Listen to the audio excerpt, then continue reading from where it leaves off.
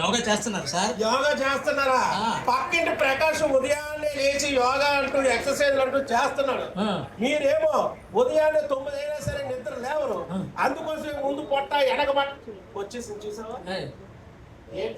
అదే చెప్తున్నాను, యోగా తాలూకు ఇంపార్టెన్స్ ఏదో చెప్తున్నాను. అలా ఉండు.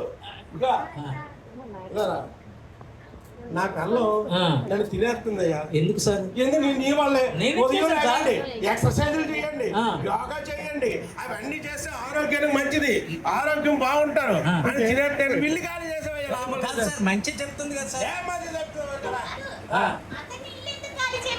అది అలా అడిగే చెల్లెమ్మ, నువ్వు నాకు నచ్చావు.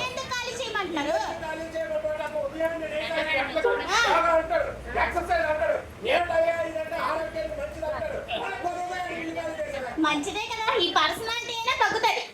అది ఈ పర్సనాలిటీ